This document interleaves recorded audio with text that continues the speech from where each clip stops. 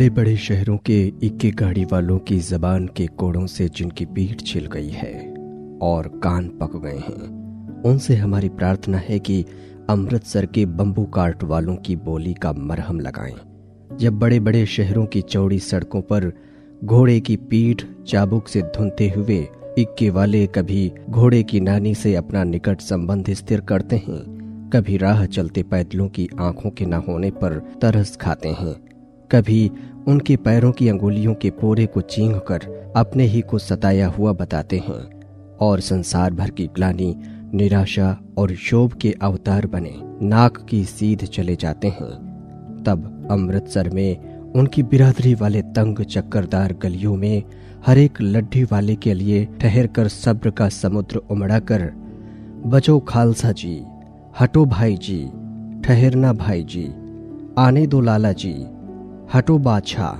कहते हुए सफेद फेंटों, खच्चरों और बतकों, गन्ने और खोमचे और भारे वालों के जंगल में से राह खेते हैं। क्या मजाल है कि जी और साहब बिना सुने किसी को हटना पड़े। ये बात नहीं कि उनकी जीभ चलती नहीं, पर मीठी छुरी की तरह महीन मार करती हुई। यदि कोई बुढ़िया बार बार चितौनी देने पर भी लीक से नहीं हटती, तो उनकी वचनावली के ये नमूने हैं। हट जा जेंडी जोगिए, हट जा कर्मा वालिए, हट जा पुता प्यारिए, बच जा लंबी वालिए।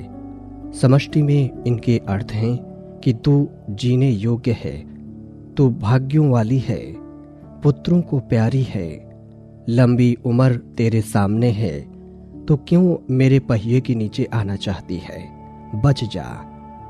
ऐसे बम्बू कार्ट वालों के बीच में होकर एक लड़का और एक लड़की चौक की एक दुकान पर आ मिले। उसके बालों और इसके ढीले सुथने से जान पड़ता था कि दोनों सिख हैं। वो अपने मामा के केश धोने के लिए दही लेने आया था और ये रसोई के लिए बड़ियां। दुकानदार एक परदेसी से गुथ रहा था जो शेर भर गीले पापड़ों की गड्डी को बिना गिने हटता न था। तेरे घर कहाँ है? मगरे में। और तेरे? माझे में। यहाँ कहाँ रहती है? अतर सिंह की बैठक में। वे मेरे मामा होते हैं। मैं भी मामा के यहाँ आया हूँ। उनका घर गुरु बाजार में है। इतने में दुकानदार निपटा और इनको सौदा देने लगा। सौदा लेकर दोनों साथ साथ चले। कुछ दूर जाकर लड़के ने मुस्कुराकर पूछा, तेरी कुड़माई हो गई? इस पर लड़की कुछ आंखें चढ़ाकर धत्त कहकर दौड़ गई और लड़का मुंह देखता रह गया। दूसरे तीसरे दिन सब्जी वाले के यहाँ, दूध वाले के यहाँ अकस्मात दोनों मिल जाते। महीना भर यही हाल रहा। 2-3 बार लड़के ने फिर पूछा, तेरी कुड़माई हो गई? और उत्तर में वही धत्त मिला।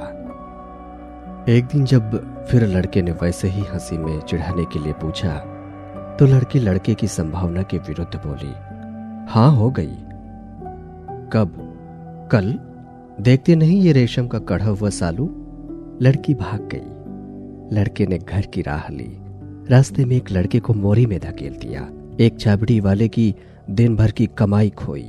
एक कुत्ते पर पत्थर मारा और एक गोभी वाले के ठेले में दूध उड़ेल दिया। सामने नहाकर आती हुई किसी वैष्णवी से टकराकर अंधे की उपाधि पाई, तब कहीं घर पहुंचा।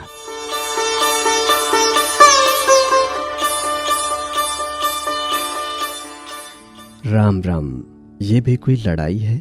दिन रात खंदकों में बैठे हड्डियां अकड़ गईं।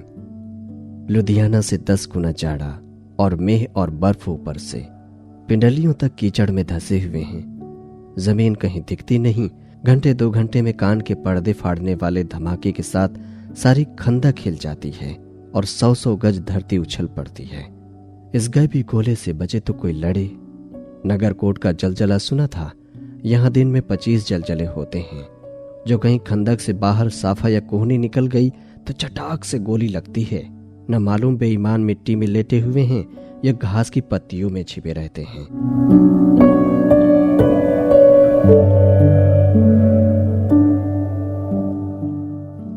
लहना सिंह और 3 दिन हैं। 4 तो खंदक में ही बिता दिए। परसों रिलीफ आ जाएगी और फिर 7 दिन की छुट्टी। अपने हाथों झटका करेंगे और पेट भर खाकर सो रहेंगे। उसी फिरंगी मैम के बाग में मखमल का सहारा घास है, फल और दूध की वर्षा कर देती है। लाख कहते हैं दाम नहीं लेती, कहती है तुम राजा हो, मेरे मुल्क को बचाने आए हो। 4 दिन तक पलक नहीं झपी। बिना फेरे घोड़ा बिगड़ता है और बिना लड़े सिपाही। मुझे तो संगीन चढ़ाकर मार्च का हुक्म मिल जाए, फिर 7 जर्मनों को अकेला मारकर न लौटूं तो मुझे दरबार साहब की देहली पर मत्था टेकना नसीब न हो। बाजी कहीं के कलों के घोड़े संगीन देखते ही मुंह फाड़ देते हैं और पैर पकड़ने लगते हैं। यूं अंधेरे में 30-30 मन का गोला फेंकते हैं। उस दिन धावा किया था, 4 मील तक एक जर्मन नहीं छोड़ा था। पीछे जनरल ने हट जाने का कमान दिया, नहीं तो सीधे बर्लिन पहुंच जाते। क्यों? सूबेदार हजार सिंह ने मुस्कुराकर कहा, लड़ाई के मामले जमादार या नायक के चलाए नहीं चलते। बड़े अफसर दूर की सोचते हैं। 300 मील का सामना है, एक तरफ बढ़ गए तो क्या होगा? सूबेदार जी सच? लहन सिंह बोला, पर करें क्या? हड्डियों हड्डियों में तो जाड़ा धंस गया है, सूर्य निकलता नहीं और खाई में दोनों तरफ से चंबे की बावलियों के से सोते झर रहे हैं। एक धावा हो जाए तो गर्मी आ जाए। उद्मी उठ, सिगड़ी में कोले डाल। वजीरा तुम 4 जने बाल्टियां लेकर खाई का पानी बाहर फेंको।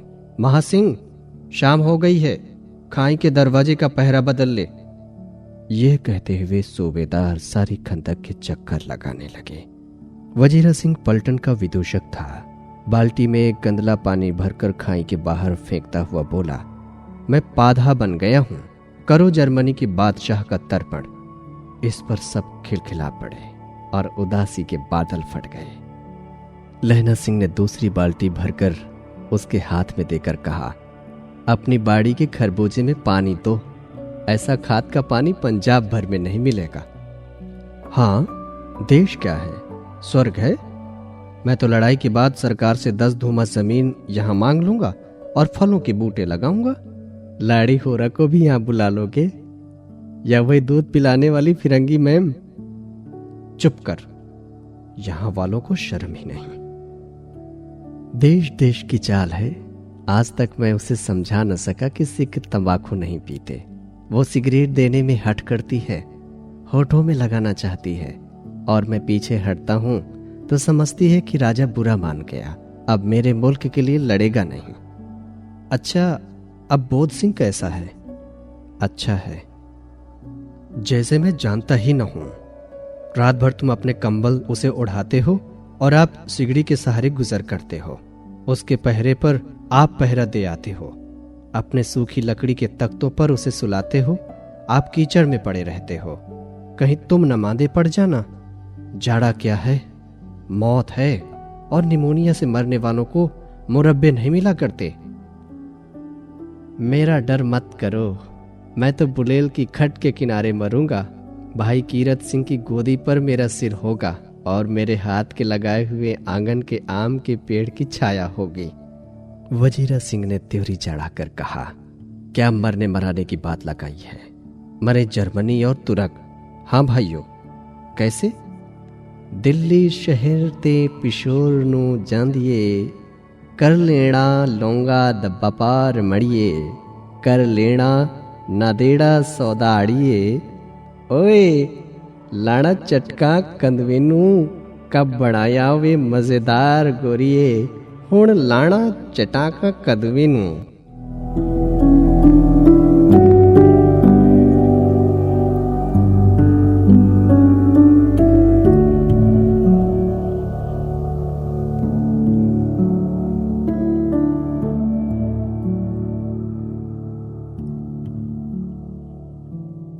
कौन जानता था कि दढ़िया वाले घरबारी सिख ऐसा लुच्चों का गीत गाएंगे।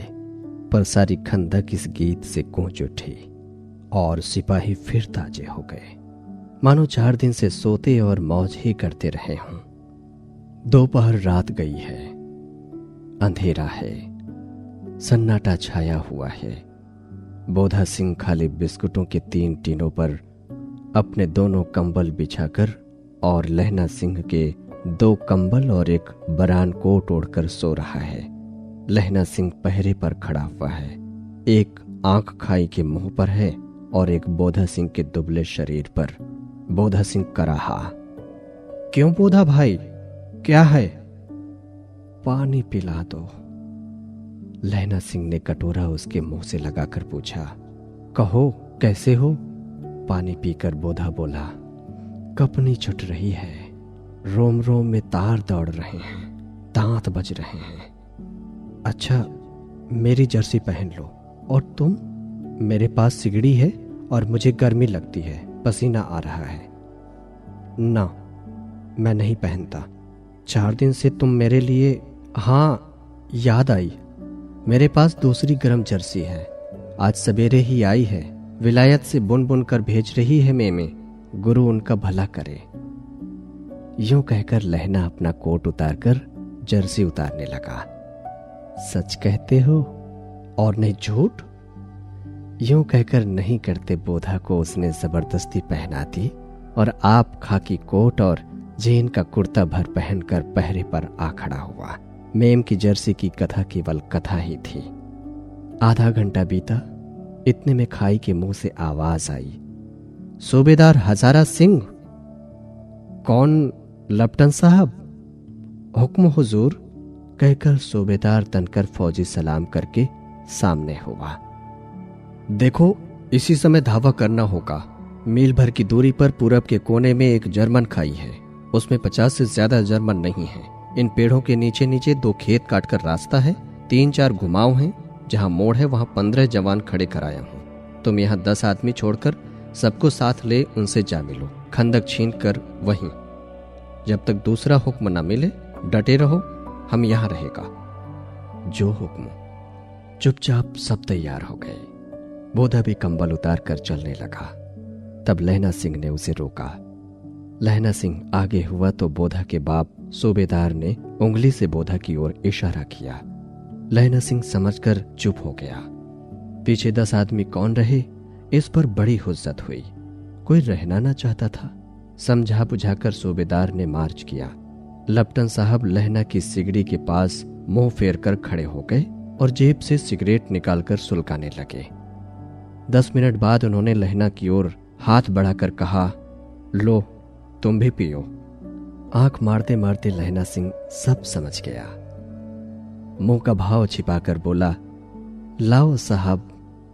हाथ आगे करते ही उसने सिगड़ी के उजाले में साहब का मुंह देखा, बाल देखे, तब उसका माथा ठनका। लप्टन साहब की पट्टियों वाले बाल एक दिन में ही कहां उड़ गए और उनकी जगह कैदियों से कटे बाल कहां से आ गए? शायद साहब शराब पिए हुए हैं और उन्हें बाल कटवाने का मौका मिल गया है। लहना सिंह ने जांचना चाहा। लप्टन साहब 5 वर्ष से उसकी रेजिमेंट में थे। क्यों साहब, हम लोग हिंदुस्तान कब जाएंगे? लड़ाई खत्म होने पर। क्यों, क्या ये देश पसंद नहीं? नहीं साहब, शिकार के वे मजे यहां कहां। याद है, पार साल नकली लड़ाई के पीछे हम आप जगाधरी जिले में शिकार करने गए थे। हाँ हाँ, वहीं जब आप खोते पर सवार थे और आपका खानसामा अब्दुल्ला रास्ते के एक मंदिर में जल चढ़ाने को रह गया था।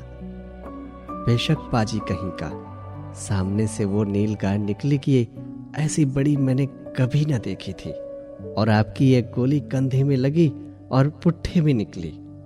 ऐसे अफसर के साथ शिकार खेलने में मजा है। क्यों साहब, शिमले में से तैयार होकर उस नील गाय का सिर आ गया था ना? आपने कहा था कि रेजिमेंट की मेस में लगाएंगे। हाँ, पर मैंने वो विलायत भेज दिया। ऐसे बड़े बड़े सींग 2-2 फुट के तो होंगे। हाँ, लहना सिंह 2 फुट 4 इंच के थे। तुमने सिगरेट नहीं पिया? पीता हूं साहब, दिया सलाई ले आता हूं, कहकर लहना सिंह खंदक में घुसा। अब उसे संदेह नहीं रहा था। उसने झटपट निश्चय कर लिया कि क्या करना चाहिए। अंधेरे में किसी सोने वाले से वो टकराया। कौन, वजीर सिंह?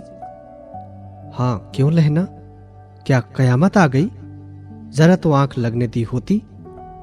होश में आओ, कयामत आई है और लेफ्टिनेंट साहब की वर्दी पहनकर आई है।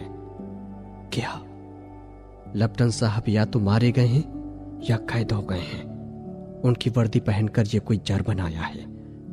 सूबेदार ने इसका मुंह नहीं देखा, मैंने देखा और बातें की हैं। सोहरा साफ उर्दू बोलता है पर किताबी उर्दू, और मुझे पीने को सिगरेट दिया है। तो अब मारे गए, धोखा है। सूबेदार होरा कीचड़ में चक्कर काटते फिरेंगे और यहां खाई पर धावा होगा। उठो, एक काम करो, पलटन के पैरों के निशान देखते देखते दौड़ जाओ। अभी बहुत दूर न गए होंगे। सूबेदार से कहो एकदम लौट आए। खंदक की बात झूठ है, चले जाओ। खंदक के पीछे से निकल जाओ, पत्ता तक न खड़के, देर मत करो। हुक्म तो यह है कि यहीं ऐसी तैसी हुक्म की।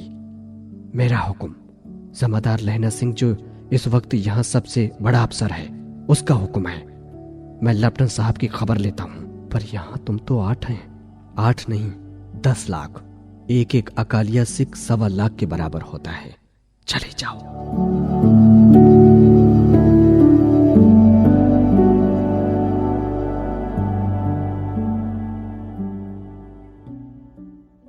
लौटकर खाई के मुहाने पर लहना सिंह दीवार से चिपक गया।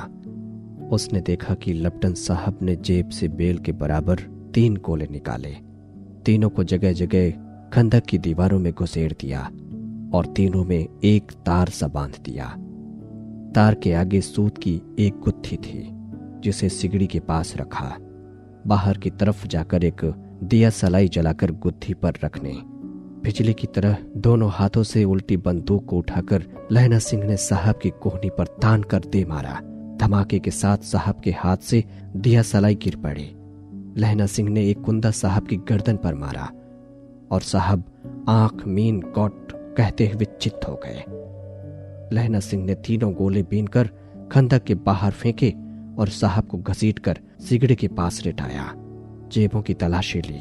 3-4 लिफाफे और एक डायरी निकालकर उन्हें अपनी जेब के हवाले किया। साहब की मूर्छा हटी। लहना सिंह हंसकर बोला, क्यों लेफ्टिनेंट साहब, मिला है। आज मैंने बहुत सी बातें सीखी। ये सीखा कि सिख सिगरेट पीते हैं। ये सीखा कि जगाधरी के जिले में नील गायें होती हैं और उनके 2 फुट 4 इंच के सींग होते हैं। ये सीखा कि मुसलमान खानसामा मूर्तियों पर जल चढ़ाते हैं और लेफ्टिनेंट साहब खोते पर चढ़ते हैं। पर ये तो कहो, ऐसी साफ उर्दू कहाँ से सीखा है? हमारे लेफ्टिनेंट साहब तो बिन डेम के 5 लफ्ज भी नहीं बोला करते थे। लहना ने पतलून की जेबों की तलाशी नहीं ली थी। साहब ने मानो जाड़े से बचने के लिए दोनों हाथ जेबों में डाले। लहना सिंह कहता गया, चालाक तो बड़े हो, पर मांझे का लहना इतने बरस लेफ्टिनेंट साहब के साथ रहा है। उसे चकमा देने के लिए 4 आंखें चाहिए। 3 महीने हुए एक तुर्की मौलवी मेरे गांव आया था। औरतों को बच्चे होने की ताबीज बांटता था और बच्चों को दवाई देता था। चौधरी के बड़ के नीचे मजा बिछाकर हुक्का पीता रहता था और कहता था कि जर्मनी वाले बड़े पंडित हैं। वेद पढ़ पढ़कर उसमें से विमान चलाने की विद्या जान गए हैं। गौ को नहीं मारते। हिंदुस्तान में जाएंगे तो गो हत्या बंद कर देंगे। मंडी की बनियों को बहकाता कि डाक खाने से रुपया निकाल लो, सरकार का राज्य जाने वाला है। डाक बाबू पोलूराम भी डर गया था।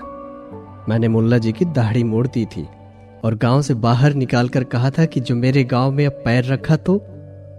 साहब की जेब में से पिस्तौल चली और लहना की जांघ में गोली लगी। इधर लहना की हेनरी मार्टिन की 2 फायरों ने साहब की कपाल क्रिया कर दी। धड़ाका सुनकर सब दौड़ाए। बोधा चिल्लाया, क्या है? लहना सिंह ने उसे यह कहकर सुला दिया कि एक हड़का हुआ कुत्ता आया था, मार दिया और औरों से सब हाल कह दिया।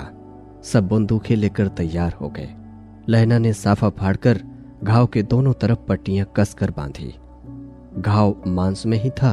पट्टियों के कसने से लहू निकलना बंद हो गया। इतने में 70 जर्मन चिल्लाकर खाई में घुस पड़े। सिखों की बंदूकों की बाढ़ ने पहले धावे को रोका, दूसरे को रोका, पर यहां 8 थे। लहना सिंह तक तक कर मार रहा था। वो खड़ा था और लेटे हुए थे, और वे 70 अपने मुर्दा भाइयों के शरीर पर चढ़कर जर्मन आगे घुसाते थे। थोड़े से मिनटों में वे अचानक आवाज आई, वाह गुरुजी की फतह, वाह गुरुजी का खालसा, और धड़ाधड़ बंदूकों के फायर जर्मनों की पीठ पर पड़ने लगे। ऐन मौके पर जर्मन 2 चक्की के पाटों के बीच में आ गए। पीछे से सूबेदार हजार सिंह के जवान आग बरसाते थे और सामने लहना सिंह के साथियों के संगीन चल रहे थे। पास आने पर पीछे वालों ने भी संगीन पिरोना शुरू कर दिया। एक किलकारी और, अकाल सिखां दी फौज आई, वाह गुरुजी फतह, वाह गुरुजी दा खालसा, सत श्री अकाल पुरख, और लड़ाई खत्म हो गई।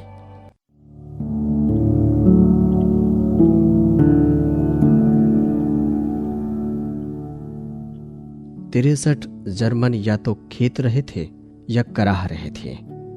सिखों में 15 के प्राण गए। सूबेदार के दाहिने कंधे में से गोली आर पार निकल गई।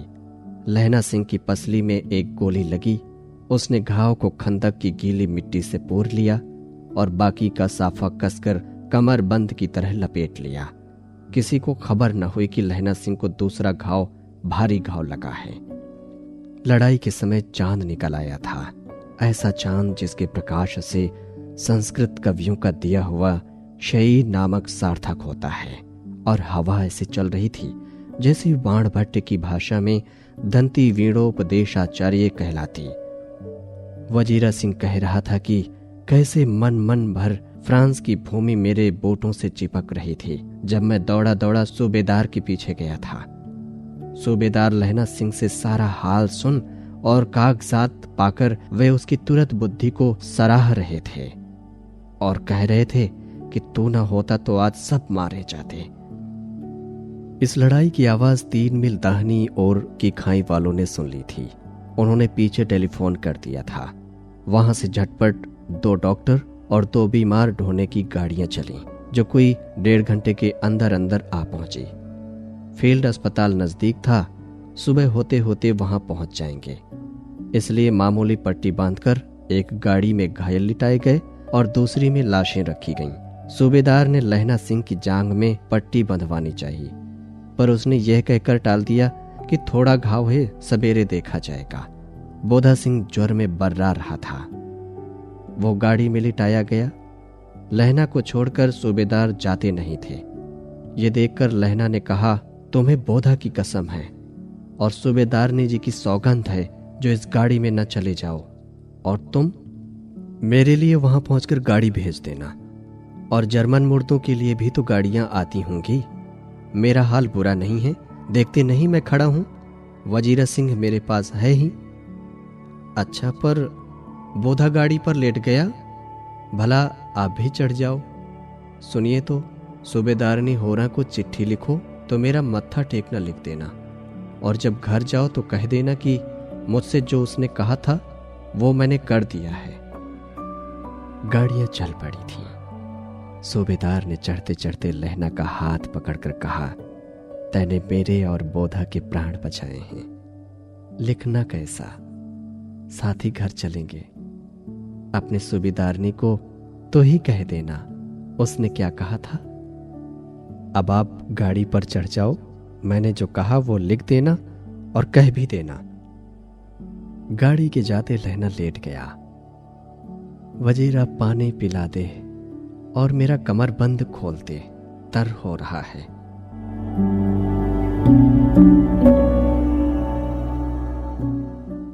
मृत्यु के कुछ समय पहले स्मृति बहुत साफ हो जाती है। जन्म भर की घटनाएं एक एक करके सामने आती हैं। सारे दृश्यों के रंग साफ होते हैं। समय की धुंध बिल्कुल उन पर से हट जाती है।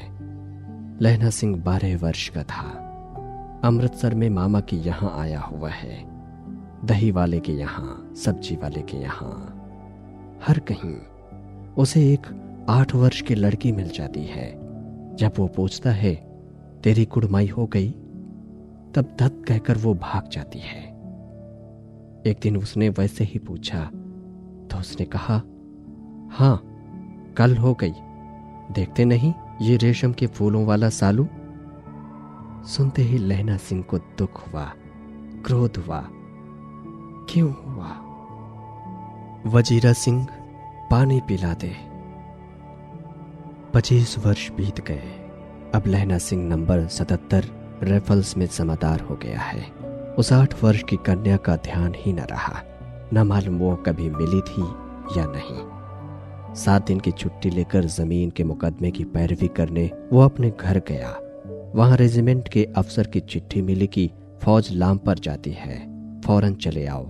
साथ ही सूबेदार हजारा सिंह की चिट्ठी मिली कि मैं और बोध सिंह भी लाम पर जाते हैं। लौटते हुए हमारे घर होते जाना, साथ ही चलेंगे।